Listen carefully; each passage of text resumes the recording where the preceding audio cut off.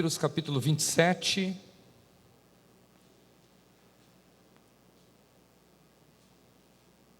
do versículo 1 ao versículo de número 11. E chegaram as filhas de Zelofeade, filho de Reifer, filho de Gileade, filho de Maquir, filho de Manassés, entre as famílias de Manassés, filho de José. E estes são os seus nomes: Macla, Noa, Hogla, Milca e Tirza. E puseram-se diante de Moisés, e diante de Eleazar o sacerdote, e diante dos príncipes e de toda a congregação, à porta da tenda da congregação, dizendo: Nosso pai morreu no deserto, e não estava entre a congregação dos que se congregaram contra o Senhor na congregação de Corá, mas morreu no seu próprio pecado e não teve filhos. Por que seria tirado o nome do nosso pai do meio da sua família, porquanto não teve filhos? Dá-nos possessão de herança, dá-nos possessão entre os irmãos de nosso pai. E Moisés levou a sua causa perante o Senhor. E falou o Senhor a Moisés, dizendo: As filhas de Zelofeade falam retamente, certamente lhes darás possessão de herança entre os irmãos de seu pai. E a herança de seu pai farás passar a elas. E falarás aos filhos de Israel, dizendo: Quando alguém morrer e não tiver filho, então fareis passar a sua herança à sua filha. E se não tiver filha, então a sua herança dareis aos seus irmãos. Porém, se não tiver irmãos, então a sua herança dareis aos irmãos de seu pai. Se também seu pai não tiver irmãos, então a sua herança dareis ao seu parente, aquele que lhe for o mais chegado da sua família, para que a possua. Isto aos filhos de Israel será por estatuto de direito, como o Senhor ordenou a Moisés. Amém e amém. Eu quero convidar vocês para fazer uma viagem junto comigo pelas páginas da Bíblia Sagrada e conhecer a história de 5 mulheres, cujos seus nomes estão relatados aqui neste texto. E os nomes destas 5 protagonistas é Macla, Noa, Hogla, Milca e Tirza. Estas 5 mulheres que ficaram conhecidas como as 5 filhas de Zelofeade.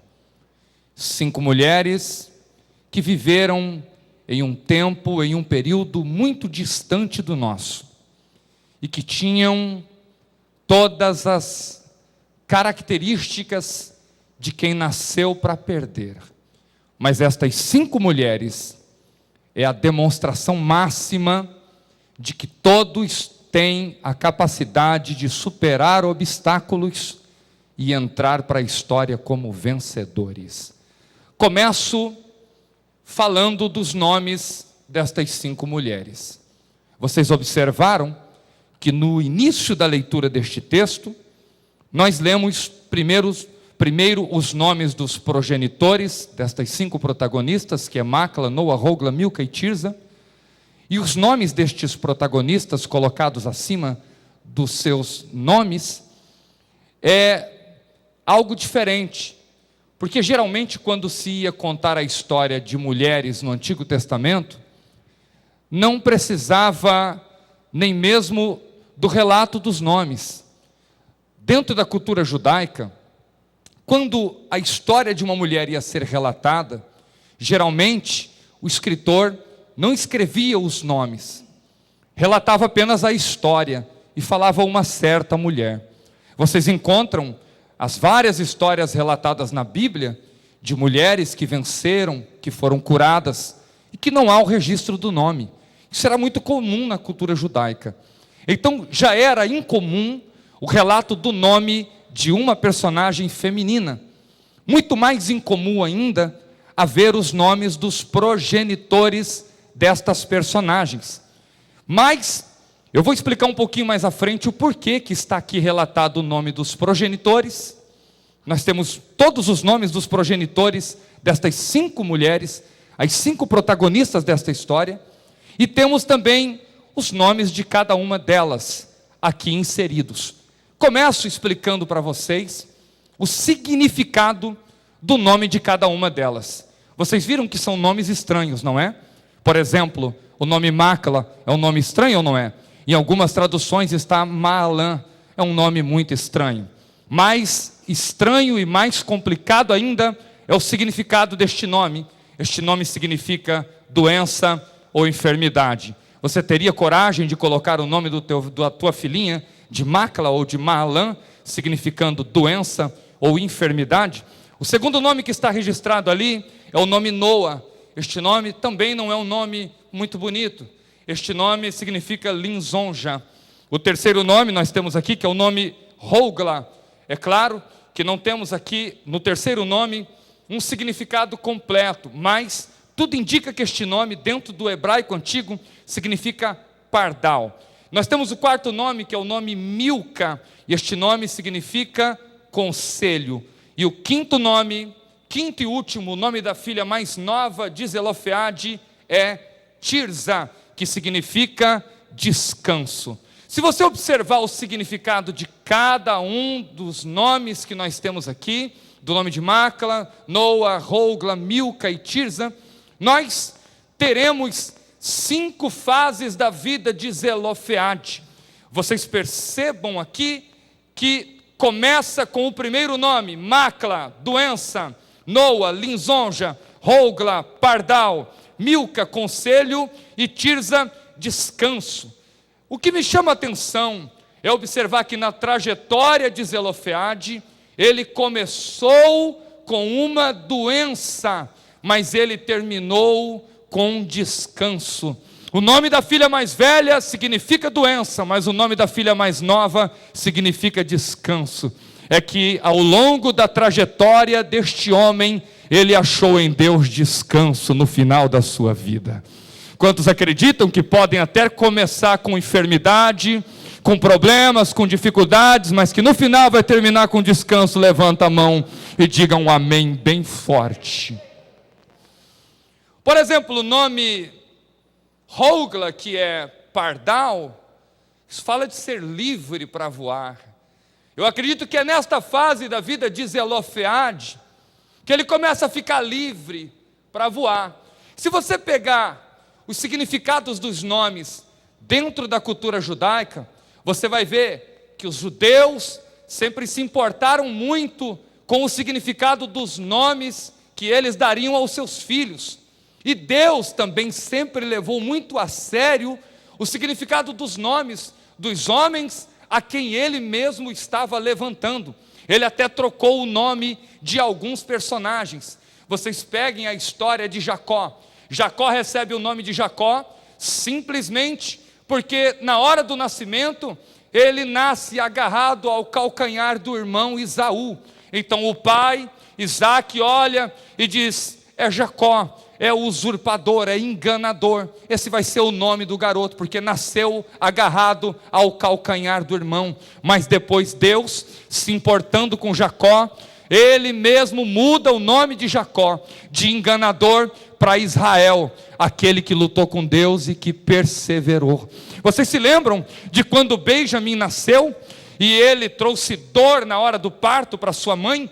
Então ele leva o nome de Benoni, filho da minha dor. Mas logo depois o pai disse: não, eu já tive problema com o meu nome, Deus mudou o meu nome, mas eu tive muito problema com o significado do meu nome, agora o garoto não pode sofrer o mesmo que eu sofri. Então o pai mudou o nome do filho de Benoni, filho da minha dor, para Benjamim, filho da minha destra. Deus sempre levou muito em conta os significados dos nomes. Vocês se lembram de quando Deus chamou a Abraão e a Sarai? No começo era Sarai e Abrão, mas Deus mudou de Abrão para Abraão, e mudou de Sarai para Sara, a minha princesa. Queridos, Deus sempre levou em conta o nome e o seu significado. Nós temos aqui 5 nomes, vocês conseguiram memorizar? Vamos lá comigo: Macla, Noa, Hogla, Milca e Tirza. Deu para memorizar já? Macla, Noa, Hogla, Milca e Tirza, as 5 filhas de Zelofeade. Vocês nunca mais vão esquecer da história destas 5 vencedoras.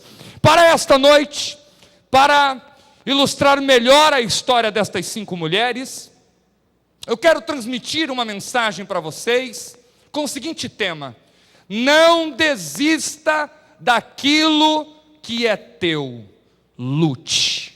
Eu gostaria que você desse uma olhadinha para quem está à sua direita, para quem está à sua esquerda, e dissesse com muita veemência, faz aquele olhar de profeta, faz aquele olhar impetuoso para a pessoa que está perto de você, de quem tem autoridade, e diga para esta pessoa assim: não desista daquilo que é teu, lute.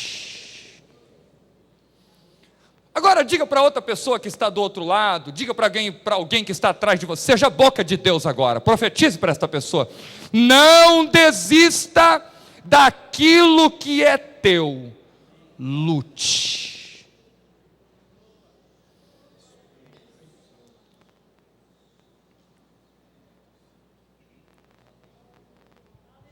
A história de Macla, Noa, Hogla, Milca e Tirza me encanta, primeiro, porque ao olhar a cena e o cenário desta história, vamos descobrir coisas que vão chamar muita nossa atenção aqui esta noite. A história se passa no período da peregrinação no deserto. Estas 5 mulheres que eram descendentes de Manassés, nasceram e cresceram em um deserto. Vocês já imaginaram o que é nascer e crescer em um deserto? A palavra deserto nos assusta. Todas as vezes que usamos a palavra deserto, inserimos ela em um contexto de sofrimento, de dor e de tudo que não é bom. Imaginem 5 mulheres que nasceram e cresceram em um deserto. Se não bastasse o fato delas nascerem e crescerem num deserto, elas viveram a vida toda dentro de limites. Estas 5 mulheres nunca haviam experimentado uma vida cheia de abundância, porque se você olhar para Israel dentro do deserto, você vai ver uma nação que tem apenas o suficiente para sobreviver neste deserto. Estas 5 mulheres nunca experimentaram a abundância da vida. Tudo que elas conheciam era limitado. Tudo que elas tinham era a provisão de Deus para elas, para apenas um dia. Era o que Deus fazia por Israel, enquanto Israel peregrinava pelo deserto. Se não bastasse estas 5 mulheres viverem dentro desta limitação, dentro de um deserto, se não bastasse estas dificuldades naturais, envolvendo o nascimento, envolvendo a criação delas, envolvendo a vida nômade dentro de um deserto, uma vida de muitas viagens, de muitas mudanças, elas eram mulheres. Nós estamos falando de um período muito diferente do nosso. Hoje nós temos mulheres em todas as repartições públicas. Por que não dizer que a nossa presidente hoje é a Dilma Rousseff? Ela é uma mulher, é anormal, é diferente, mas para muitos antigos, para a nova geração, isso é muito comum. Temos muitas mulheres que presidem grandes países hoje. Hoje temos mulheres em todos os departamentos públicos. Hoje temos mulheres que são delegadas. E por que não dizer que tem mulheres hoje que dirigem e que trabalham transportando grandes cargas? E temos mulheres hoje trabalhando na aviação. Eu peguei um voo esses dias de Teresina para São Luís do Maranhão, num grande Boeing da Gol, e de repente a comandante vai falar, era uma mulher pilotando aquele grande avião Boeing da Gol. Eu também vi num voo Goiânia para a cidade de Campinas, esses dias, num avião da Companhia Aérea Azul, e era uma mulher que estava pilotando o avião, e tinha um delegado do meu lado. Ele falou assim: rapaz, se mulher no volante é um perigo constante, imagine a 10 mil metros de altura. Mas a mulher pilotou o avião tão bem, que quando ela pousou a aeronave em segurança, a gente teve que bater palma para ela, e dizer: essa mulher realmente pilota muito bem o avião.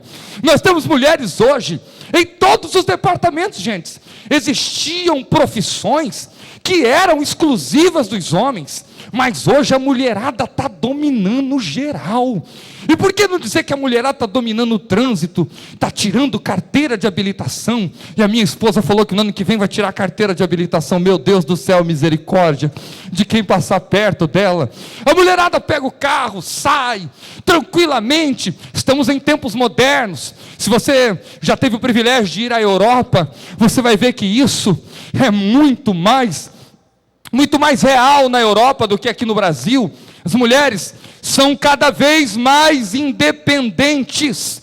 Eu preguei num congresso de mulheres, tinha mais de 500 mulheres, e eu fiz uma brincadeira com elas, e até hoje tem mulheres que estavam naquele congresso, que quando tiram a habilitação, elas mandam a mensagem no meu celular, dizendo: pastor, eu tirei a habilitação, eu sou uma motorista agora de sucesso. Eu brinquei numa tarde que eu estava pregando numa reunião onde tinha mais de 500 mulheres, e eu brinquei com elas, e eu fiz uma pergunta dizendo: ei mulherada, de quem é a culpa de todo o problema que tem no trânsito? E as mulheres gritaram: é dos homens. E eu incentivei elas, e elas gritaram mais uma vez: é dos homens. E eu perguntei de novo: de quem é a culpa de todo o problema do trânsito? E elas disseram: é dos homens, é dos homens. Eu falei: é dos homens ou não é? E elas gritaram: é. E aí eu olhei bem sério para elas, eu falei: é dos homens que entregou a chave do carro nas mãos das mulheres. E elas ficaram muito bravas comigo, queriam me bater, Cleiton. Ainda bem que a minha esposa estava junto comigo para me proteger, mas até ela ficou meia contra mim naquela tarde.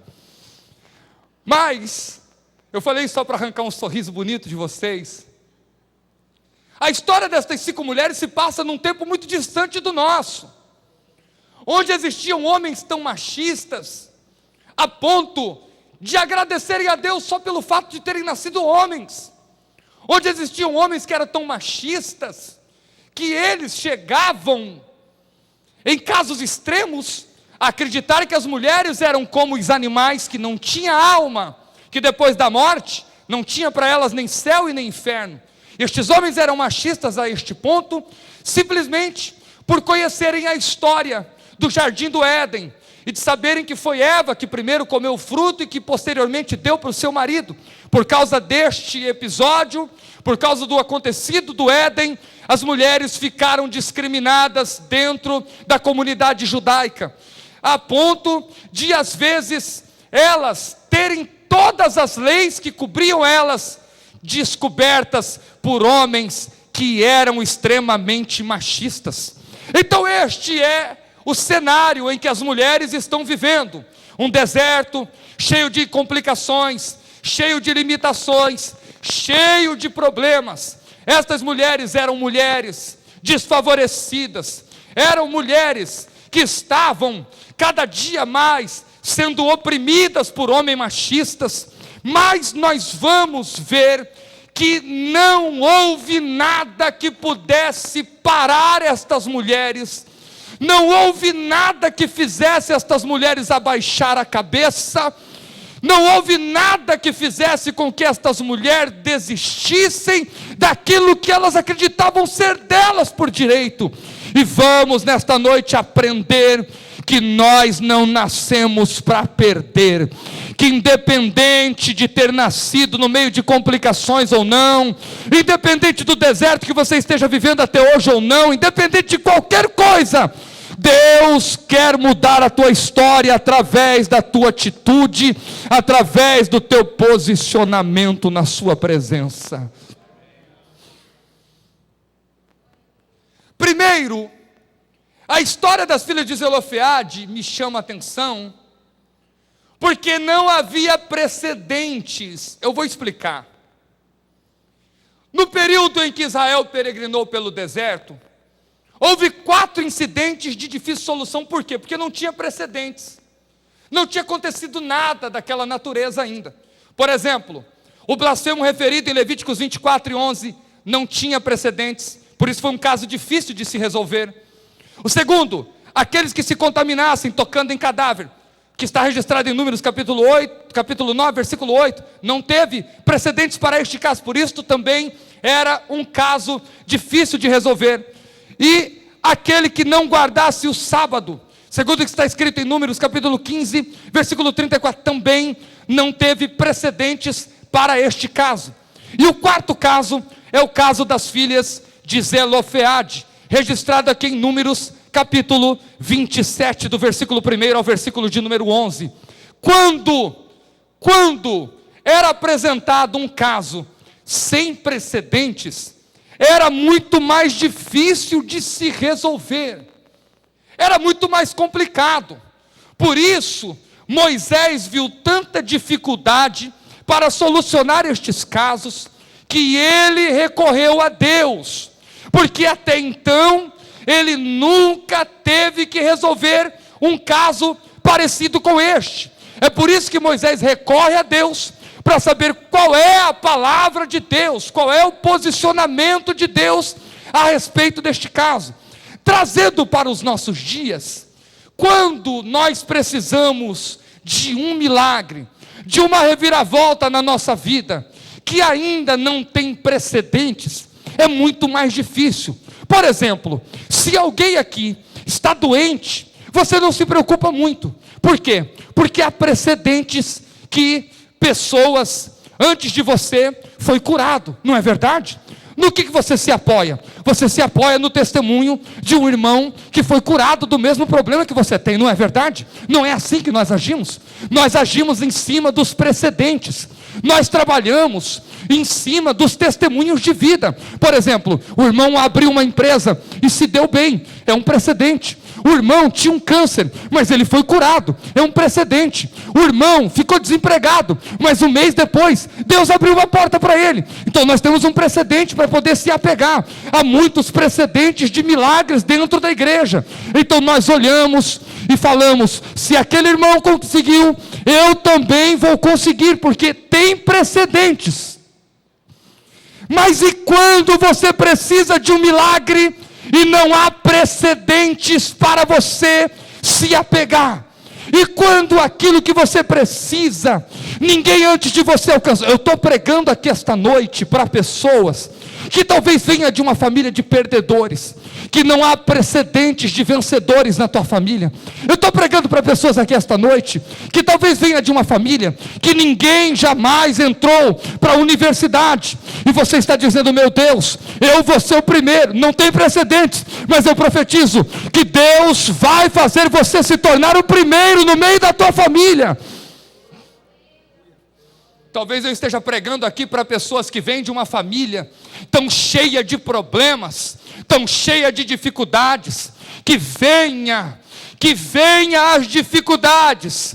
Você pode não ter precedentes ao teu lado, você pode não ter precedentes no meio da tua família, mas Deus te trouxe aqui esta noite para dizer para você que você pode ser o primeiro, que Deus pode e Ele quer fazer um milagre na tua vida. Levante a tua mão que agora eu vou profetizar. Eu não sei qual é o contexto da tua família.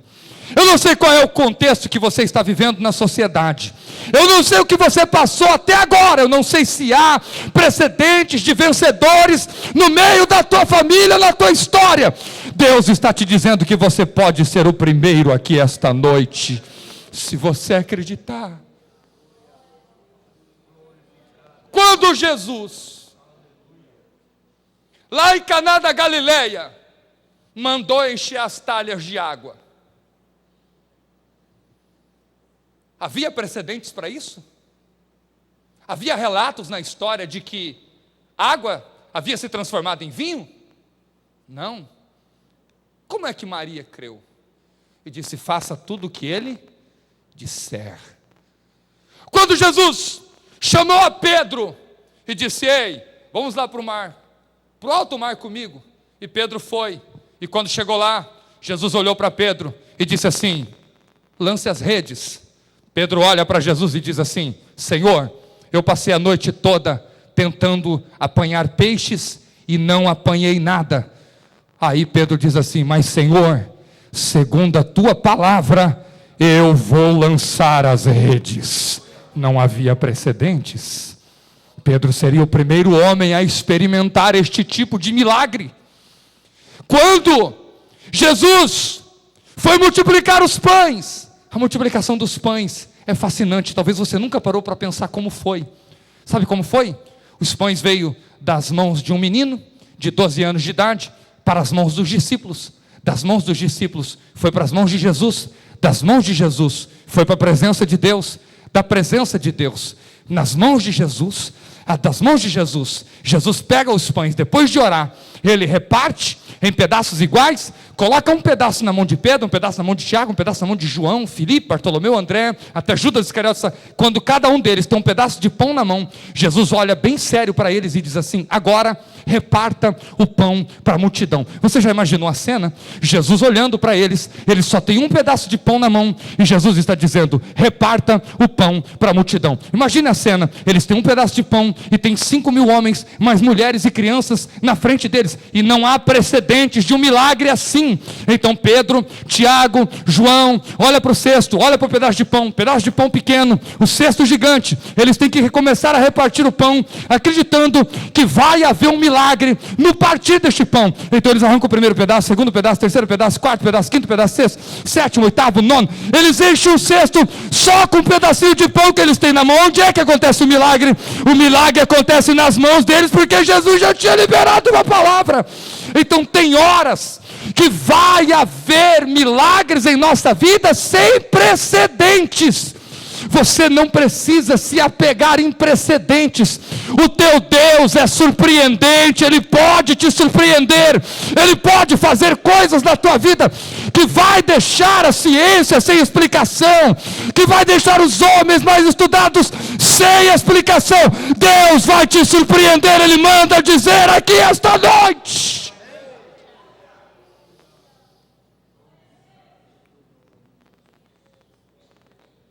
Para estes milagres não houve precedentes.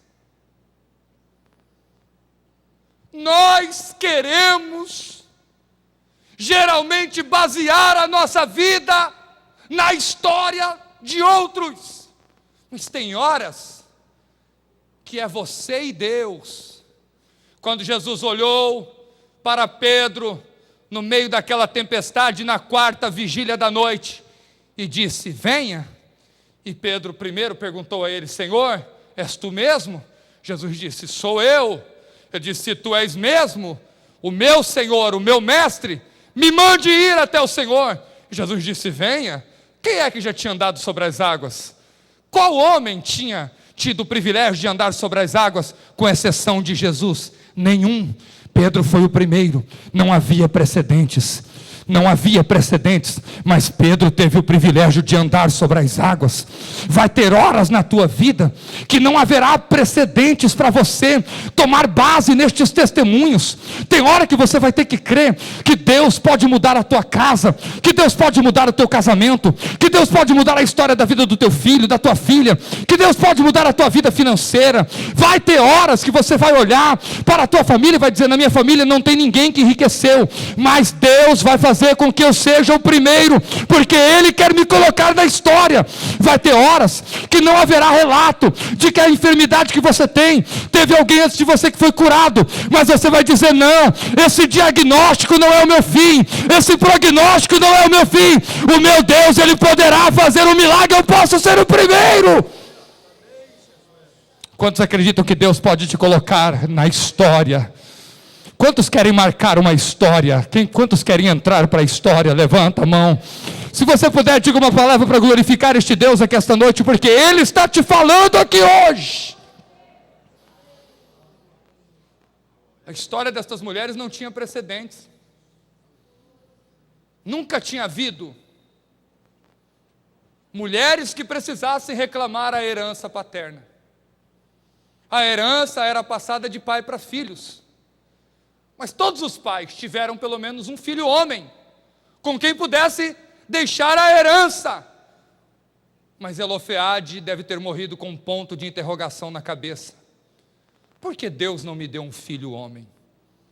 Zelofeade não sabia que a história das suas filhas não teria precedentes e por isso elas seriam tão importantes. Sabe por que os nomes dos progenitores está registrado aqui? Sabe por que o nome das 5 mulheres está registrado aqui? Porque estas 5 mulheres foram precedentes de um milagre. Você talvez chegou aqui esta noite e você precisa de um milagre muito grande na tua vida, sem precedentes. Eu profetizo para você que Deus está fazendo coisas extraordinárias na tua vida. Oh, glória a Deus! Deus está fazendo coisas extraordinárias na tua vida a partir desta noite, se você crer. É muito mais fácil quando há precedentes. Casos no Antigo Testamento que não teve precedentes. Deus mandar o povo marchar na frente do mar. Que precedente havia disso? É interessante como Deus trabalha. Deus manda o povo para a frente do mar. E é interessante que Deus pode abrir o mar na hora para o povo passar, não é? Deus faz o povo ficar a noite todinha na frente do mar, olhando para ele. E vendo as águas tranquilas do grande mar vermelho. Pela manhã, quando Moisés vai orar, Deus diz assim: por que clamas a mim? Diga para o povo que marche. Imagine Moisés olhando para o povo e dizendo: marche. E aqueles mais naturais perguntando: marchar para onde? E Moisés está dizendo: na direção das águas. Não há precedentes até ali de que Deus havia aberto águas para homens passar a pés enxutos. E quando eles começam a marchar em direção das águas, Deus diz assim: isso para eles é muito difícil, mas para mim é tão fácil que eu nem vou soprar com a boca, eu vou soprar com a narina. O Salmos diz que Deus, com o sopro da sua narina, Deus não soprou assim, ó. Deus soprou assim, ó. Deus disse: isso para mim é muito pouco. Com o sopro das suas narinas, ele abriu o mar vermelho e o povo passou a pés enxutos. Não havia precedentes. Não há precedentes para alguns milagres. Mas Deus te trouxe aqui esta noite para dizer que se você acreditar, Ele vai fazer milagres como nunca visto até agora na tua vida. Quantos acreditam? Digam amém bem forte, porque Deus é fiel.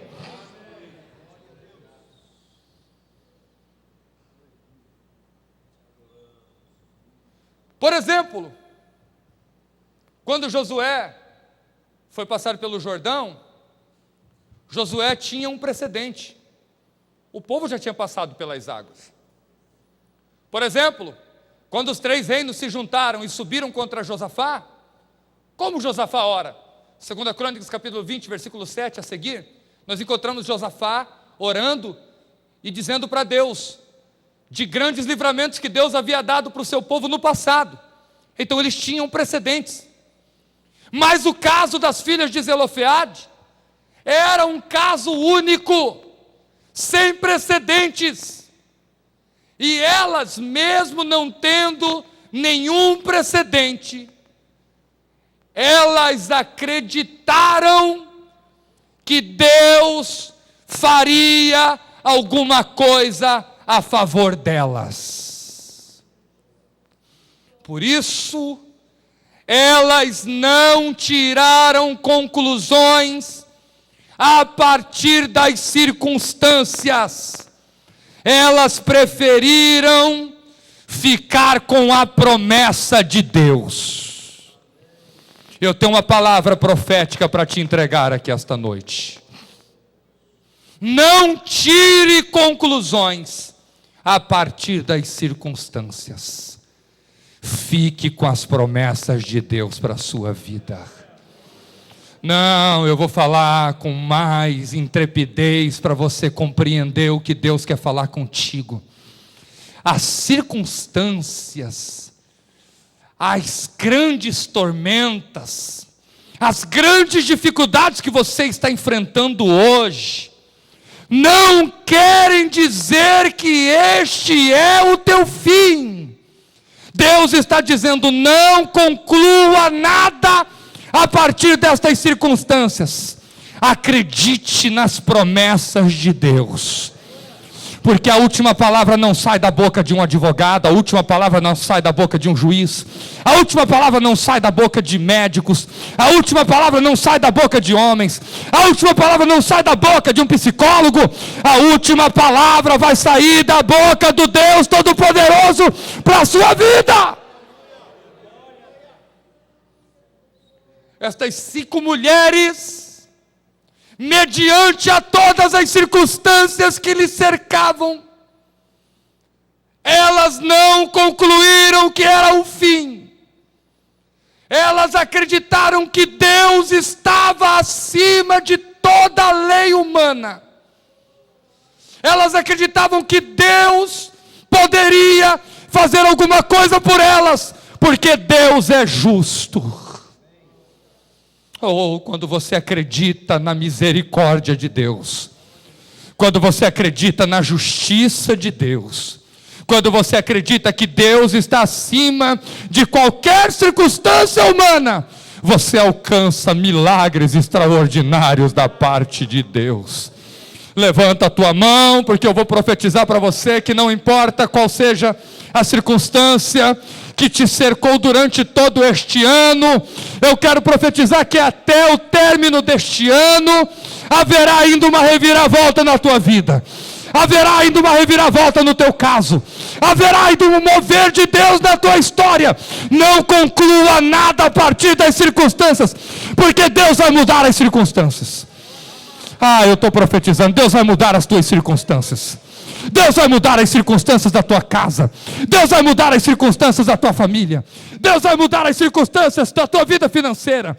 Deus vai mudar as circunstâncias da tua vida espiritual. Deus vai mudar as circunstâncias da tua vida espiritual, da tua vida ministerial. Adore a Deus, porque Deus está mudando as circunstâncias da tua vida.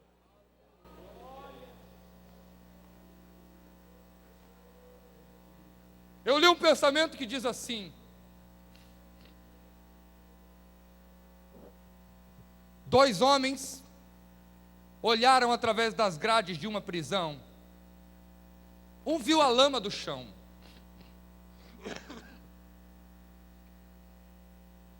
mas o outro viu as estrelas. Dois homens estão no mesmo lugar. Um olha através das grades e vê a lama do chão. O outro olha através das grades e enxerga as estrelas dos céus. Qual é a visão que você está tendo? Qual é o vislumbre que você está tendo agora? Será que você só consegue enxergar estas circunstâncias contrárias? Será que você só consegue visualizar as tuas provações, os teus desertos, as tuas impossibilidades, as tuas dificuldades, e não consegue ver que Deus está acima delas? Será que se você estivesse no lugar das filhas de Zelofeade, você iria desistir da herança? Será que você não iria abaixar a cabeça, se trancar dentro de um quarto escuro e viver para o resto da vida se lamentando e chorando e dizendo: a lei não me cobre, os homens são machistas, eu nasci e cresci num deserto, eu nasci para ser um perdedor mesmo? Macla poderia dizer: olha para o meu nome significa doença. Mas estas mulheres, elas não olharam as circunstâncias, elas olharam além das circunstâncias. Elas acreditaram que Deus poderia virar o cativeiro delas. Oh, meu querido irmão, Deus te trouxe aqui esta noite para dizer para você: ei, olhe através das circunstâncias. Um navio segue para o leste, outro para o oeste. E o vento que leva um é o vento que leva o outro. Agora, perceba isto: é o içar das velas e não os ventos que dizem para onde os navios vão. É o içar das velas e não os ventos. Nós não andamos pelos ventos, nós içamos a vela na direção que nós queremos ir. É por isso que lá em Eclesiastes, capítulo 11, versículo 4, está escrito: quem observa o vento nunca semeará, e o que olha para as nuvens nunca cegará. O pregador está dizendo que aquele que olha para as tempestades da vida, que olha para as circunstâncias contrárias, nunca semeará nada, e o que olha para as nuvens nunca vai cegar nada. Mas aquele que está vendo a tempestade, mas está dizendo: depois desta tempestade, com certeza haverá um milagre, este vai alcançar o milagre da parte de Deus. Aquele que está vendo o vento contrário soprar contra a casa, contra a família, contra a vida em todas as áreas, mas está dizendo: depois deste vento vai haver bonança, porque o meu Deus virá, Ele é o Deus da minha vida. Eu estou pregando aqui esta mensagem para pessoas que talvez experimentaram o pior ano da sua vida, mas Deus te trouxe aqui hoje para dizer: veja o que eu faço por esses dias na sua vida, porque sou o Deus que muda as circunstâncias. Oh, Deus está mudando as circunstâncias aqui. Oh, glória a Deus. Deus está mudando as circunstâncias aqui esta noite. Veja através das circunstâncias. As filhas de Zelofeade tinham tudo para desistir, mas elas lutaram.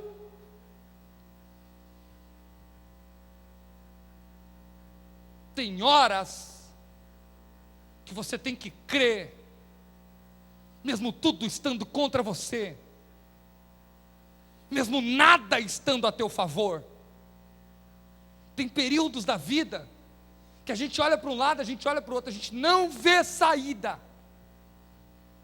Tem períodos da vida que a gente olha e a gente não enxerga uma luz. Eu não sei quando vocês voam, se vocês se parecem comigo, eu fico meio como que fora do meu lugar natural dentro de um avião. E sempre que eu estou viajando de avião e eu passo por uma tempestade, eu fico olhando e não dá para ver nada. A gente fica nesse momento apavorado. Se você for que nem eu, que só viaja na janelinha, eu só viajo na janela porque eu quero andar olhando tudo, e eu gosto de ver tudo do lado de fora que está acontecendo. E eu fico olhando a tempestade, e no meio daquela tempestade você não vê nada. Você só sabe que o avião está indo a mais de 800 quilômetros por hora, mas você não vê nada. E você passa pela turbulência, balança, tem hora que abre os maleiros, você fica meio apavorado. E quando o voo é noturno então, e você está em cima do oceano, nem diga, gente, o coraçãozinho bate mais forte, mas você sabe que o avião ele está avançando. A mesma coisa é na vida. Tem hora que você entra no meio de uma área de instabilidade, de turbulência, você não enxerga nada, fica tudo escuro, você não consegue visualizar nada, mas saiba que você está avançando, que você está indo, e que tem um Deus que está cuidando de você e está dizendo: ei, a tempestade vai passar a área de instabilidade, vai passar o tempo de turbulência, e você vai entrar na área da tranquilidade de novo. Eu não sei se vocês já entenderam a palavra sofrimento à luz do seu original. A palavra sofrimento, ela vem do grego. Essa palavra no grego fala de um processo onde a uva é pisada. Sabe quando se pisa a uva para extrair dela o suco doce e puro? É esse processo que dá a ideia de sofrimento. Uva pisada, extraindo dela o mais puro suco, o suco doce da uva. Então, quando você está passando por sofrimentos, é como se você estivesse sendo esmagado que nem a uva. Mas não tem problema. Seja esmagado hoje, mas amanhã o suco doce será extraído deste sofrimento. Eu estou sentindo a presença de Deus renovando pessoas.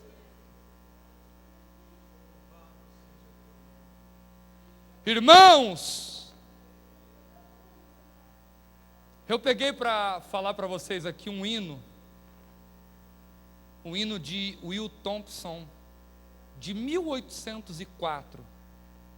Olha a letra deste hino. Will Thompson cantava em 1804 assim: Cristo é tudo para mim, é vida, é paz e é luz. Seu braço forte me sustém, só Ele me conduz. Quando está triste o coração, Ele me dá consolação. Consolação ao coração dá Jesus. Cristo é tudo para mim, amigo sem igual. A Ele vou em aflição e livra-me do mal. Tudo me dá o meu Senhor, provando assim o seu amor. O grande amor do meu Senhor, de Jesus. Cristo é tudo para mim, eu sempre o amarei. Não poderei abandonar o meu Rei e Senhor. Servo leal, aqui eu serei, por toda a vida o servirei. Eu servirei ao meu bom Rei, a Jesus, o meu Senhor. Cristo é tudo para mim, vou sempre confiar no grande amor do Salvador, até o fim chegar. Então do céu eu cantarei, santo louvor entoarei. Santo louvor ao meu Senhor, a Jesus eu entoarei. Olha as palavras deste poeta. Olha o quanto ele confiava em Jesus, a ponto de cantar estas lindas palavras, que denotam uma confiança extrema em Jesus. Você não pode abaixar a tua cabeça por causa das circunstâncias.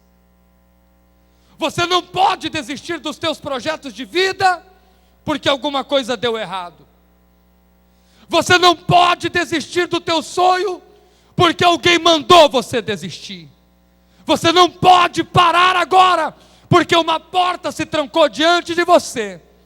Você tem que acreditar que o teu Deus é poderoso para mudar as circunstâncias.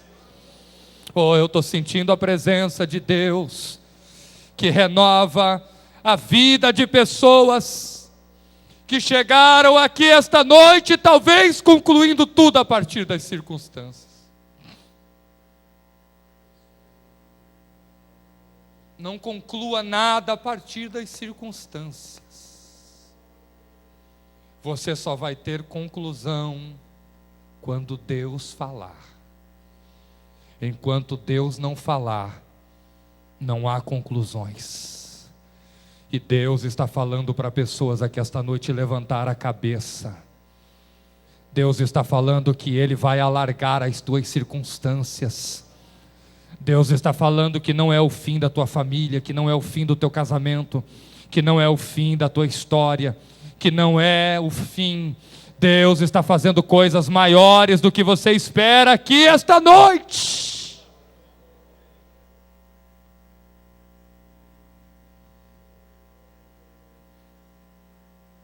Escute isso. Não importa o tamanho da pressão, importa apenas o lugar onde ela incide.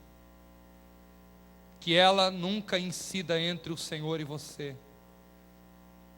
Assim, quanto maior ela for, mais perto você estará do colo do teu Criador. Você não pode concluir nada mediante ao teu passado, mediante as circunstâncias do presente, porque Deus ainda tem coisas maiores para te revelar. Quem crê nisso, levanta a mão.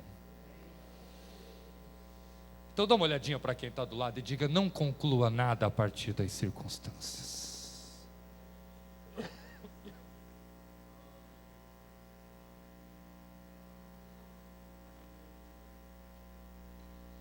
E eu vou terminar agora. Está gostoso, dá vontade de pregar mais 1 hora para vocês aqui. Mas eu vou concluir agora. Essas 5 mulheres também nos ensinam algo maravilhoso. Além delas não terem concluído nada a partir das circunstâncias, elas eram mulheres de uma percepção espiritual muito aguçada. Elas eram mulheres que conheciam Deus. Por quê? Primeiro, elas não viram Deus como os homens. Elas disseram assim: dá-nos possessão de herança entre os irmãos de nosso pai, porque o nosso pai não se envolveu na rebelião de Corá. Nosso pai morreu no seu próprio pecado. Elas estavam falando assim: todos os homens nascem e um dia vão morrer, mas porque todos são pecadores. Ela está falando de pecados num contexto geral de vida. Elas estão falando do pecado original que vem na nossa natureza. Elas disseram: nosso pai não cometeu pecado de rebelião. Aí olha o quanto elas conhecem Deus. Elas dizem assim: então não é justo que o nome do nosso pai desapareça do meio da sua família, porque ele não teve filhos. Elas estão querendo dizer: seria uma injustiça o nosso pai ser penalizado por aquilo que ele não tem culpa. Se nascemos mulheres é porque Deus escolheu assim, e Deus não é injusto. Estas mulheres sabiam que Deus tem uma balança justa. Quando você começa a olhar para os homens, você desiste dos teus projetos, porque os homens são injustos. Os homens têm uma balança de 2 pesos e de 2 medidas, mas Deus não. Deus, ele não tem balança enganosa e nem mentirosa. O teu Deus, ele é justo, ele nunca vai te abandonar. Se a justiça dos homens falhou com você, a de Deus nunca vai falhar. Ele é um Deus justo. Oh, glória a Deus. O teu Deus, ele é um Deus de justiça. Olhando mais para estas mulheres, nós percebemos que elas também sabiam o endereço do milagre. Elas não foram a qualquer lugar buscar uma resposta para a causa delas. Elas foram para um sinédrio primitivo que foi criado por Moisés na peregrinação do deserto. Este sinédrio ficava na frente do tabernáculo. Na frente do tabernáculo era este sinédrio primitivo, criado no período da peregrinação. Estas 5 mulheres foram para a frente de uma cortina. Existiam 3 cortinas que separavam o tabernáculo.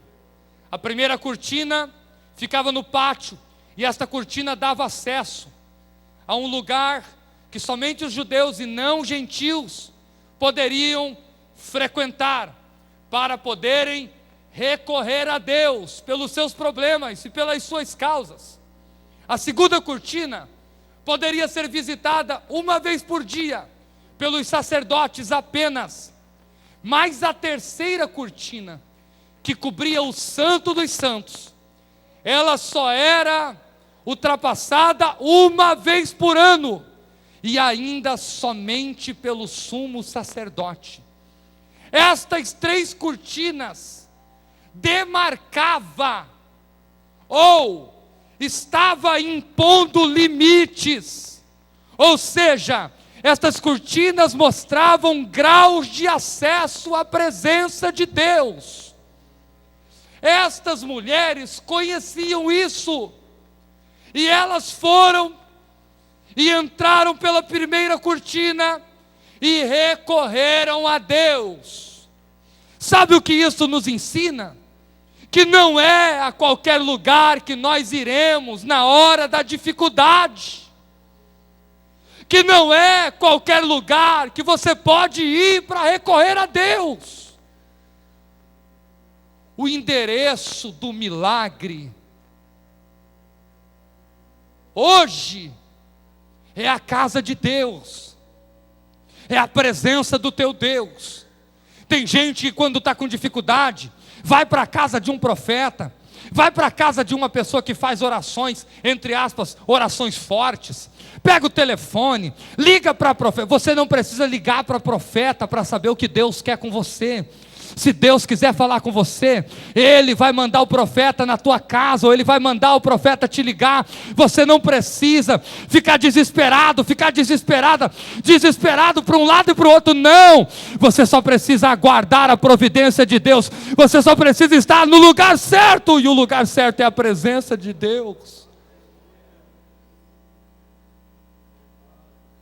Se estas mulheres, olha isso, gente, só tiveram acesso até a primeira cortina, nós estamos em vantagem.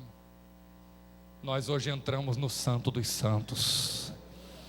Se você está diante de circunstâncias contrárias, é só você dobrar o teu joelho no chão e orar onde você estiver. É só você levantar o teu altar de oração dentro da tua própria casa. É só você conversar com Deus lá na empresa onde você trabalha. É só você entrar no Santo dos Santos aonde você estiver, e você vai alcançar o milagre da parte do teu Deus. Quantos acreditam?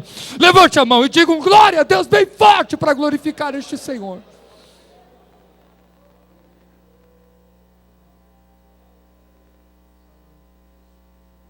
Uma vez, numa cidade do interior do Paraná, eu fui visitar uma família, e quando eu cheguei lá, a irmã falou assim: pastor, eu estou com uma dúvida. Eu falei, pois não. Uma mulher japonesa, uma mulher muito rica. Eu falei, pois não. E estava ela sentada, o marido dela do lado, os filhos. E ela falou para mim, pastor, veio um profeta aqui na minha casa esses dias, e eu falei para esse profeta que o meu pai estava doente. E eu pedi oração para o profeta. Quando ele começou a orar, ele profetizou. Eu falei, qual foi a profecia? Ela falou, ele profetizou que o meu pai ia viver. Mas passados 2 dias, meu pai morreu. E agora? Eu falei, o que mais que a irmã tem para me contar? Ela falou, eu dei R$1.000 de oferta para o profeta. Eu falei, ah é? Ela disse sim. E mais um tanque de gasolina para ele voltar para casa. Eu falei, minha irmã, a senhora tem que aprender a semear em terra fértil. A sua igreja está em construção. A senhora deu R$1.000 de oferta para ajudar na construção da igreja, do novo templo? Ela falou não. Eu falei, está vendo? A senhora deu a oferta para o profeta só porque ele profetizou que o teu pai ia viver. Você semeou em terra errada. Você teve pouca percepção espiritual. Você não soube aonde recorrer. Você não soube o endereço do milagre. Você investiu no lugar errado. Ela falou, mas pastor, não foi Deus que falou? Eu falei, claro que não foi Deus que falou. O profeta falou em nome de Deus. Deus não tem nada a ver com essas profecias mentirosas. Deus não tem nada a ver com a mentira dos homens. Os homens usam o nome de Deus para enganar as pessoas. Meu irmão, minha irmã, o teu guia, o teu grande guia é a palavra de Deus. A tua bússola é a palavra de Deus. O que te orienta é a palavra de Deus. E o endereço do milagre é a presença do Deus a quem você serve. quanto maior estiver a dificuldade, mais você deve estar na presença de Deus e Ele vai cuidar de você. As filhas de Zelofeade foram para frente das cortinas, diante de Moisés. O intermediário entre Deus e os homens era Moisés. Elas foram diante de Eleazar, o sacerdote, dos príncipes, e elas disseram: nós queremos a herança do nosso pai, porque não é justo o nome do nosso pai desaparecer do meio da sua família, porque não teve filhos. Dá-nos possessão entre os irmãos de nosso pai. E aí a Bíblia diz, sabe o quê? Que quando Moisés levou a causa delas perante o Senhor apareceu para Moisés e disse: Moisés, dá para as filhas de Zelofeade aquilo que elas pedem, porque o que elas estão pedindo é justo. Olha o que Deus fez aqui, gente. Deus mandou Moisés mudar a lei. Deus mandou Moisés criar uma emenda na lei, só para favorecer estas 5 mulheres. Deus pode mudar as leis dos homens só para te favorecer. Mas você tem que ir a Deus e recorrer a Ele. Tem hora que a gente fica com medo de orar. E tem esses pregadorzinhos despreparados pregando por aí e falando que você não pode pedir nada material para Deus, e se embasam em apenas um versículo e pegam o texto e não pegam o contexto para saber o que o contexto quer dizer do texto.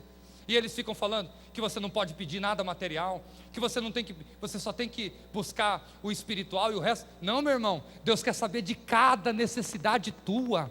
Se você pegar os ensinos de Jesus, uma hora você vai ver Jesus falando da sua vinda, mas outra hora você vai ver Jesus falando de dinheiro. Uma hora você vai ver Jesus falando da mentira, outra hora você vai ver Jesus corrigindo outro defeito dos homens. Jesus pregava sobre todos os assuntos. Sabe por quê? Porque a vida que Ele quer nos dar é uma vida abundante.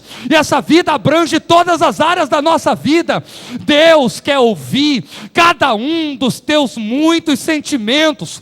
Deus quer conhecer a tua vontade. Deus quer ouvir você falar para Ele o teu projeto de vida. Deus quer que você faça diante dEle conhecidos todos os teus desejos. E orar é que nem um garotinho que foi fazer a oração para a refeição, e naquele dia só tinha verdura, e garoto não gosta muito de salada, não é? E o garoto foi tão sincero na oração que ele fez, que ele disse assim: Deus, o Senhor sabe que eu não gosto de comer salada, mas hoje só tem salada para mim comer. E como só tem salada para mim comer, e foi o Senhor que deu a salada para mim comer, obrigado. Deus prefere essa oração do que aquela oração superficial que a gente faz, dizendo que está tudo bem, quando na verdade não está nada bem. Se não estiver bem, diga para Deus: Deus, não está bem, eu preciso de uma reviravolta. Deus, eu estou preocupado. Deus, eu estou preocupada. Deus, eu estou precisando de um milagre. Deus, o advogado falou essa palavra, mas eu não aceito a palavra daquele advogado. O Senhor é o advogado de todas as minhas causas. Ó Deus, está aqui o diagnóstico do médico. O diagnóstico do médico está dizendo que eu vou morrer. Mas Deus, cadê o teu diagnóstico? O Senhor não me deu nenhum diagnóstico ainda. Eu quero saber qual é o teu, meu Deus. E aí então eu vou ter certeza de que eu vou morrer ou não vou morrer. Ei, você tem que recorrer a Deus em última instância para a tua vida. Eu vou terminar agora dizendo que as filhas de Zelofeade abriram um precedente sem igual, prenunciando que em Cristo não haveria nem homem e nem mulher, mas todos seriam potencialmente iguais quanto à herança espiritual. Querem ver o texto que eu guardei para ler para vocês aqui no final desta mensagem? O texto em Gálatas, capítulo de número 3. Olha que coisa linda. Gálatas capítulo 3, versículo 28. Está escrito assim: nisto não há judeu, nem grego, não há servo, nem livre, não há macho e nem fêmea, porque todos vós sois um em Cristo Jesus.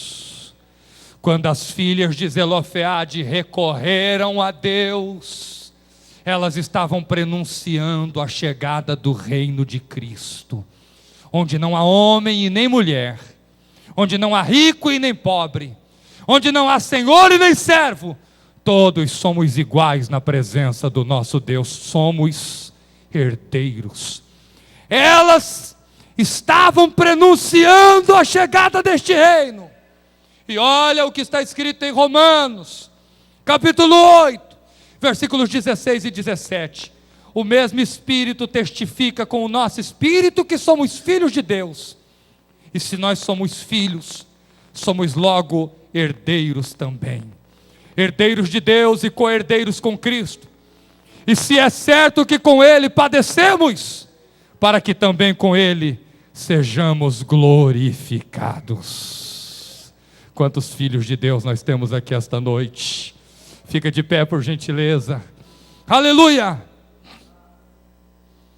Glória ao Deus que falou ao seu coração aqui esta noite. A história de Macla, Noa, Hogla, Milca e Tirza é uma inspiração para nós.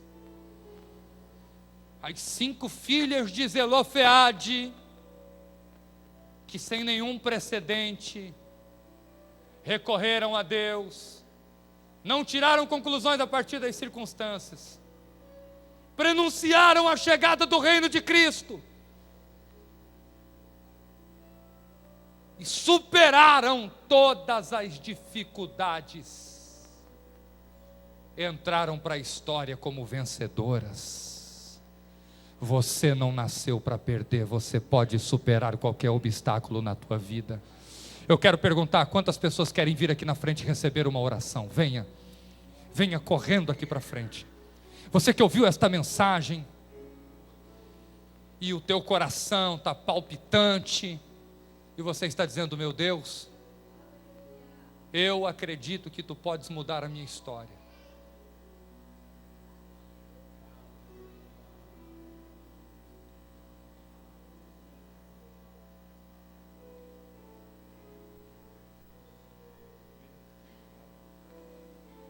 Eu não tinha precedentes na minha família. Eu nasci e cresci numa favela. Nasci e cresci numa favela da zona sul de São Paulo. Eu dormia dentro do banheiro porque o barraco onde eu fui criado não tinha lugar para colocar um pedaço de pano para mim dormir. Eu e meu irmão mais velho dormíamos dentro do banheiro. Vivemos 17 anos assim, dentro de um barraco, coberto de encerado.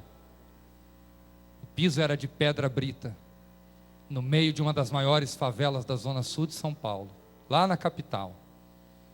Era para a gente ter se tornado um grande perdedor. Mas tanto eu quanto a minha família nunca desistimos. Quando eu conheci a minha esposa, ela morava na outra favela, na favela do Chácara Santana. Quando nos casamos, eram 2 favelados que se juntaram. Mas nós nunca pensamos que seríamos favelados para sempre. Na nossa família não havia precedente de ninguém que tivesse vencido. Mas eu propus no meu coração se tornar o primeiro na minha família, a construir um ministério, a construir uma família de sucesso, a ter uma vida abençoada por Deus. Se você crê que mesmo não tendo precedentes, você pode ser o primeiro, Deus está colocando o teu nome na história a partir de hoje. Tem mais alguém que queira vir aqui na frente? Oh, glória a Deus. Levante as mãos para receber a oração.